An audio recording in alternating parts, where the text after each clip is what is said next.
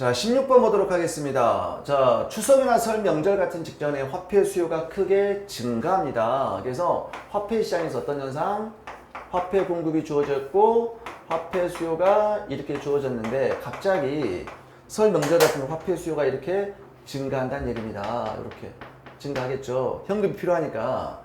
그러면 화폐 수요의 증가를 상쇄시킬 목적으로 상쇄시켜야 돼. 이자료는 뛰잖아. 이걸 상쇄시키려면 화폐 공급을 이렇게 증가를 시켜줘야 되겠죠.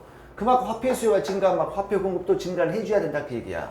그러면 화폐 공급을 증가시키려면 우리 어떻게 돼? 공개시장 매입해야 되죠? 국공채를 매입하면 번호통화 증가, 통화량 증가하니까. 그래서 국공채를 매입하겠죠. 그래서 매입하면 통화량이 증가하니까 이자율 상승을 억제시키는 거죠. 이자율 상승을 상승하는 것을 억제하는 거니까 매입 상승하는 거 억제. 정답은 4번이 되겠습니다. 자, 17번 볼게요. 17번은 이제 구축효과와 관련된 문제입니다. 구축효과는 뭡니까? 정부 지출을 증가시키면 이자율이 상승을 해서 투자가 감소하는 게 구축효과죠. 그래서 기업 확장적 재정 지출 정책이 경기 부양에 실효성이 있을 때 발견되는 현상이며 구축 효과가 크면 경기 부양 효과도 커진다. 구축 효과가 크면 경기 부양 효과가 작아지는 거죠. 요걸 왜 이자율이 상승해서 민간의 투자를 줄여버리니까 틀렸고요. 다른 조건이 일정할 때 투자의 이자율 탈승이 커질수록 구축 효과 크기는 증가하죠. 맞죠? 우리가 자 LM이 이렇게 있어요. 그러면 IS를 오른쪽으로 보냈을 때 투자 수요의 이자율 탈성이 작으면 IS가 가팔라요. 구축 효과는 작아지는데 투자 수요의 이자율 탈성이 크면 IS가 완만해져요. 완만해지니까 구축 효과가 커져요. 그래서 구축 효과 크기는 증가한다. 맞고요. 고전화파는 재정 지출 확대가 대부 자금의 수요를 증가시켜서 발생한 현상으로 본다. 땡이죠. 주의하셔야 돼. 그러니까 이게 주의하실 게 여러분들 이 구축 효과는 이제 고전화파 같은 경우는 구축 효과 완전 구축 효과잖아요. 그 모형이 두 가지가 있어요. 먼저 주입 누출 모형 있죠. 주입 누출 모형. 어차피 모형 결과는 똑같은데 요 말 자체가 틀린 거야. 주입 누출 모형이 있어요. 주입 누출 모형은 IB 더하기 G는 S 플러스 T잖아요. 그러면 이때 여기가 투자 수요 저축이죠. 그러면 투자 수요 저축에서 이렇게 해서 주입 누출 모형이라면 무엇이 증가하는 거야? 주입이 증가하는 거야. 주입이 얘가 ID 더하기 델타 G 주입이 증가하는 거야. 그럼 주입이 델타 G만큼 증가를 하죠. 하면 이자율이 상승할 거 아닙니까?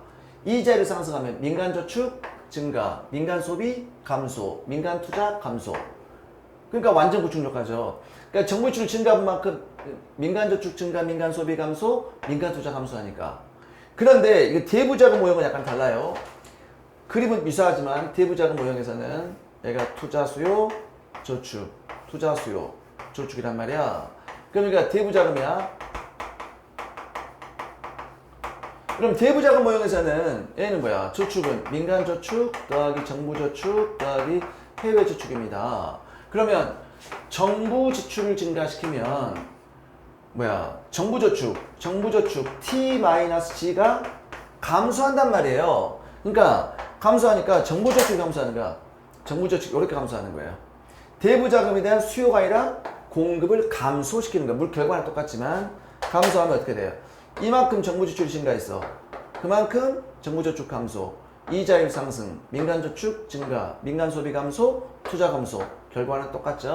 그래서 얘가 수요란 말이 틀린 거야. 수요란 말이. 그러니까 얘가 주입 누출 모형에서는 수요가 증가하는 거지. 생산물 수요가. 하지만 대부자금 모형에서는 공급이 감소한다. 그렇게 판단하셔야 돼요.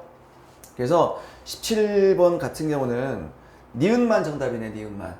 그래서 정답은 2번이 되겠습니다. 자, 18번 문제 보도록 하겠습니다. 18번 문제는 이제 그 총수요 총공급이 출제가 됐어요. 근데 단기 총공급선이 수평이야. 케인즈죠. 수평. 그래서 이렇게 쓰면 단기 총공급선은 수평 SAS 알짜 뺄게요. 그다음에 장기 총 공급 수직 LAS 수직이고, 그다음에 이제 총 수요수를 우하향하게 되는데 현재 잠재 총 수요 확대자 우하는 총 수요를 확대시켜갖고 현재 실제 산출량이 잠재를 초과하는 상태야. 요런 상태라는 얘기지. 여기에 지금 총 수요와 단기 총 공급이 만나는 점에서 잠재 공급소득을 초과한 상태라고요. 초과한 상태야. 그럼 경제가 자연 상태에 있지 않으면 무조건 무엇이 움직여? 공급이 움직인다 그랬잖아. 공급이. 그럼 현재는 경기가 너무 과열된 상태 아닙니까? 과열된 상태니까 잠재 생산을 초과해 생산하고 있어. 그럼 막 차례 작업에 생산하고 있다는 얘기입니다. 그러면 어떻게 될까? 자꾸 이제 생산 요소 가격이 올라가고 원자재 가격도 뛸 거 아닙니까? 그러면 원자재 가격이 올라가고 생산 요소 가격이 올라가니까 뭐야? SAS가 상방 이동해서 장기를 찾아간다고요. 오케이. 그래서 얘 같은 경우는 뭐야? S 단기 총 공급이 실제 산출량이 잠재와 같아질 때까지 위로 이동한다. 너무 쉽죠? 이 정답은 2번이 되겠습니다. 자, 19번 문제 보도록 하겠습니다. 실업과 관련된 문제가 출제가 됐습니다. 자, 일단 옳은 것을 골라보세요. 지금 생산 가능 인구가 300이 나와 있고요. 그 다음에 생산 가능 인구는 경제활동 인구 더하기 비경제활동 인구죠.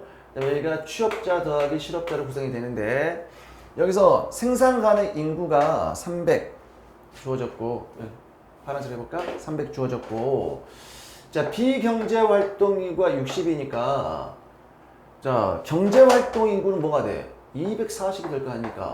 240. 그리고 취업자가 지금 얼마?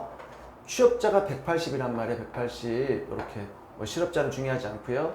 자, 취업률은 자, 경제활동 인구 240에서 180이 차지하는 비중이야. 곱하기 100을 했더니 75%가 나오고요. 고용률은 생산 가능 인구 300에서 취업자가 차지하는 비중이야. 했더니 60%가 나오고요. 그 다음에 경제활동 참가율 38은 24죠. 80%. 그래서 기억, 니은, 디귿 다 맞는 진술이 되겠습니다. 자, 20번 문제 보도록 하겠습니다. 자, 단기 필립스 곡선과 관련된 문제가 출제가 됐습니다. 자, 단기 필립스 곡선인데 수평이야. 그러니까 필립스 곡선 수평이라는 얘기는 어떤 얘기입니까?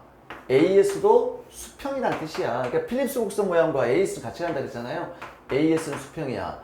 그러니까 파이 U도 수평이라는 뜻입니다. 수평 필립스 곡선도 수평이야.